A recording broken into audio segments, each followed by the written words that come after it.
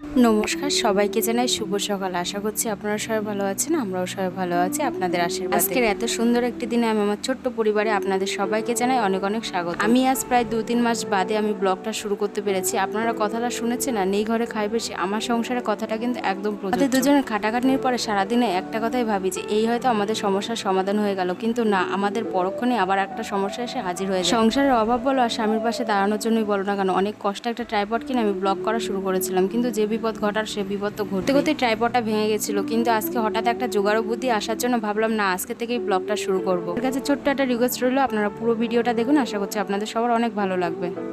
আমার সব কাজে অনেকটা বেলা হয়ে গেছে, কারণ তোমাদের দাদাভাই বলেছিল সকালবেলায় কাজে যাবে না, কিন্তু পরেক্ষণ আমার বলে আমি না কাজে যাব। কারখানার মালিক নাকি ফোন করেছিল, তাই বাধ্যতামূলক তোমাদের দাদাভাইকে বেরিয়ে যেতেই হয়েছে। কথাটা শুনে আমি ভাবলাম আমার তো কাজ করতেই হবে, তাহলে ঝটপট করে গিয়ে আমি কাজটা করে নিই। রান্নাটা করে নিয়ে আগে চলে গেছিলাম বাসন মাজতে, বাসন মেজে এখন চলে এসেছি বাসনগুলো গুছিয়ে রাখ। তোমরা সবাই জানো কিন্তু তোমাদের ডোডো বাবা কোনো সময় একা থাকতে চায় না, তাই যতক্ষণ কাজ করছিলাম ওকে আমার সঙ্গেই রাখার চেষ্টা করে। যখন আমি বাসন মাজতে গেছিলাম প্রচন্ড ওখানে গরম হচ্ছিল, তাই আমি ওকে বুঝিয়ে বললাম বাবা তুমি ঘরে গিয়ে ফ্যানটা চালিয়ে খেলা করো। আমাদের ডোডো বাবা কিন্তু এখন সব কথা বোঝে, আবার কথা শোনেও।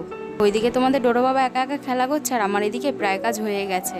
বাসন কটা গুছিয়ে নিয়ে আমি একবারে দেখো গ্যাসটাও মুছে নিয়ে গ্যাসের উপরে সবকিছু সাজিয়ে রেখে দিলাম খাবারগুলো। আমি জানি অনেকেই বলবে গ্যাসের উপরে খাবার রাখতে নেই, কিন্তু কি করব বলো, আমাদের ঘরে তো আর কোনো জায়গায় নেই, তাই গ্যাসের উপরেই সাজিয়ে গুছিয়ে রাখতে হয়। এবার আমি তোমাদের বলে দিই আজকে আমি রান্না কি করেছি। আজকে রান্না করেছি ফুলকপি আলু ভাজা, নিজেদের বাড়ির কুমড়ো শাক দিয়ে আলু দিয়ে শুকনো শুকনো করে তরকারি, আর আম দিয়ে টক ডাল। রোজকারের মতন ভাত তো করতেই হবে, সেটা তো অবশ্যই করেছে।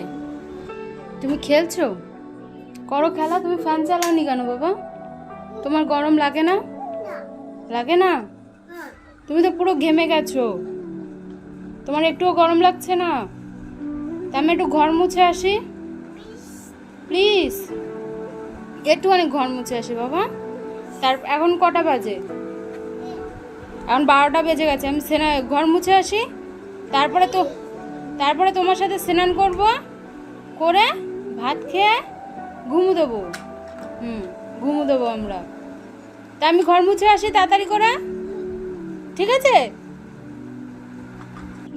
এদিকে দেখো তোমাদের ডোডো বাবা আমাকে বলছে ওর সঙ্গে খেলা করতে, কিন্তু আমার কি করা যায়, আমার তো ঘর মুছতেই হবে, তাই আমি দেখো ঘর মুছতে চলে এসেছি। আমি না ঘর মুছতাম যে বালতিটা দিই, সেই বালতিটাও ভেঙে গেছে, যার জন্য এখন গাবলাতে করে ঘর মোছার জল নিয়ে আসতে হচ্ছে। তোমরা হয়তো ভাবছো আমি ভাঙা ট্রাইপডটা দিয়ে ভিডিও শুট করছি কি করে, অবশ্যই তোমাদের সেটাও দেখাবো যে কিভাবে আমি ভাঙা ক্যামেরা দিয়ে ভিডিওটা শুট করছি। এখন জানো তো আমরা আমাদের ঘরে থাকতে পাই না, আমাদের ঘর প্রচন্ড পরিমাণে গরম হয়। 11টা-12টা পর্যন্ত যদিও বা এই ঘরে থাকা যায়, তারপরে কিন্তু আর এই ঘরে থাকা যায় না। তোমাদের ডোডো বাবা যেহেতু সিজারিয়ান, তো মোটেও গরম সহ্য করতে পারে না, ও খুব কান্নাকাটি করে, যার জন্য আমরা গিয়ে আমাদের ভাসুরের ঘরে গিয়ে থাকি। আজকে তো সকাল থেকে প্রচন্ড গরম ছিল, যার জন্য আমরা সকাল থেকে ওই ঘরে ছিলাম। দেখো আমার ঘর মোছাতে প্রায় কমপ্লিট হয়ে গেছে, এবার সিঁড়িগুলো মুছে নেবো, তাহলে কিন্তু আমার ঘর মোছা পুরো কমপ্লিট। দেখো তোমাদের ডোডো বাবা একা একা খেলতে যেহেতু ভালো লাগছে না, ও আবার আমার কাছে চলে এসেছে, আমি ওর সঙ্গে যাতে গিয়ে খেলা করি। তারপরে প্রায় 1 ঘন্টা খেলা করার পর 1টার দিকে ওকে স্নান করে খাওয়া দিচ্ছি। অন্য দিনগুলোতে তো তোমাদের দাদাভাই টিফিন নিয়ে যায়, আজকে যেহেতু বলেছিলাম সকালবেলায় তোমাদের দাদাভাই বলেছিল কাজে যাবে না, কিন্তু হঠাৎ করে যেহেতু যেতে হয়েছে, ওর আবার বাড়িতে দুপুরবেলায় খেতে আসতে হয়েছে। যাই হোক, এই বাহানায় অনেকদিন বাদে দুজনে একসঙ্গে বসে খেতে পারবো। দেখো তোমাদের দাদাভাই যেহেতু বাড়িতে চলে এসেছে, আমি স্নান ফিনান করে আমাদের জন্য ভাতটা বেড়ে নিচ্ছি। তোমরা জানো তো আমার একটা বদ অভ্যাস না ভালো অভ্যাস, এই জিনিসটা আমি জানি না, কিন্তু আমি জানো তো স্নান করার পরে আমি যদি একটুখানি জল না খাই না, আমার ভালোই লাগে না কোনো কিছু খেতে। আমার মনে হয় কি আমার গলাটা পুরো না শুকিয়ে গেছে। তোমরাই বলো তো এটা ভালো অভ্যাস না খারাপ অভ্যাস?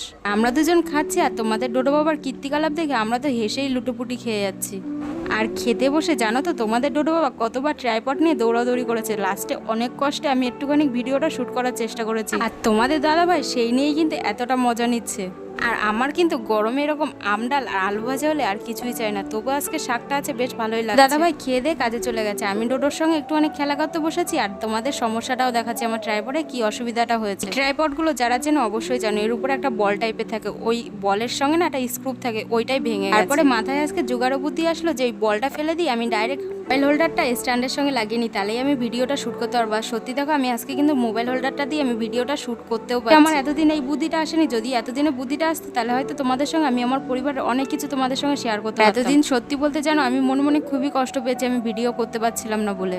তো বিকালবেলায় ঘুম থেকে ডোডো ওঠার পরে ওকে দুটো লেবু কেটে দিয়ে আমি চলে এসেছি জল ভরতে। ওইখানে বসে লেবুটা খাচ্ছে আর এইদিকে আমার জলটাও ভরা হয়ে যাচ্ছে। জানো তো কদিন ধরে তোমাদের ডোডো বাবা না ভাত খেতেই পাচ্ছে না, ওর হয়তো জিভে খাওয়া হয়েছে, যেটা বাচ্চাদের প্রায় টাইম হয়ে থাকে ভিটামিনের অভাবে। কিন্তু ওকে বেশি বেশি করে মৌসুমী লেবুটা খেতে দেওয়া হয়েছে। এই লেবুটা কিন্তু সত্যিকারের খুব উপকারী। লেবুটা কদিন খাওয়ানোতে ওর একটুখানি মুখে রুচি এসেছে, ওর রুটিটা খেলেও ভাতটা কিন্তু মোটেও খাচ্ছে না। আজকে কিন্তু প্রথমেই বলেছিলাম প্রচন্ড পরিমাণে গরম পড়েছে, তাই কিন্তু আজকে দাদার ঘরেও থাকতে পারিনি। আমরা মাঝখানে যে বড় বারান্দা ওইখানে এসে ঘুমিয়েছিলাম। আমি না কাজের ফাঁকে ফাঁকে সবসময় চেষ্টা করি তোমাদের ডোডো বাবাকে প্রচুর পরিমাণে জল খাওয়াতে আর নিজেও জল খেতে। এটা কিন্তু গরমের জন্য খুবই উপকারী একটা জিনিস। তারপরে এখন দেখো জলটা ভরে নিয়ে আমি একবারে বিছনাপত্র নিয়ে সবকিছু নিয়ে আমি আমাদের ঘরে চলে যাচ্ছি এগুলো গুছিয়ে রাখি। এদিকে কিছুটা যাওয়ার পরে মনে হলো কি আমি তো ঘরের ফ্যানটাই বন্ধ করিনি, আবার আমি সবকিছু নিয়ে ফ্যানটা বন্ধ করতে চলে এসেছি। কাজ গুছিয়ে নিয়ে আবার তোমাদের ডোডো বাবাকে নিয়ে চলে যাবো পার্কে। এইভাবেই কিন্তু আমার সারাদিনটা কেটে যায় কাজের মাধ্যমে আর তোমাদের ডোডো বাবার সঙ্গে সময় কাটাতে কাটাতে। বিকালবেলায় বলেছিলাম না পার্কে যাবো, পার্কের থেকে ঘুরে এসে তারপরে তোমাদের ডোডো বাবার সঙ্গে একটু সময় কাটিয়ে এখন দেখো রাত্রিবেলার জন্য ভাত বসাতে চলে এসেছে। আমাদের ডোডো বাবা ওর বাবার সঙ্গে এখন বসে বসে খেলা করছে।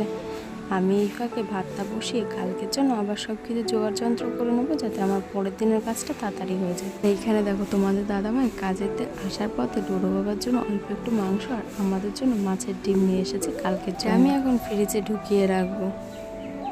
ভাত কিন্তু আমার বসানো হয়ে গেছে, আর তরকারি তো তোমরা জানো যে আমি একবারে রান্না করে নিই, তো তরকারি রয়েছে। ভাতটা হয়ে গেলে তারপরে তরকারিগুলো গরম করে নিলে কিন্তু হয়ে যাবে আমাদের রাত্রেবেলার খাবার দাবার।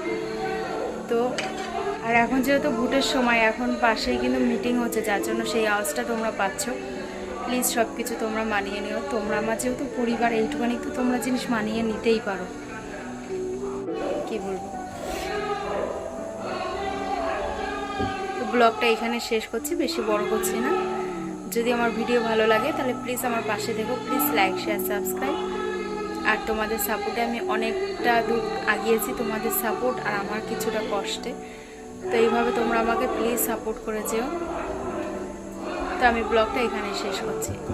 টাটা।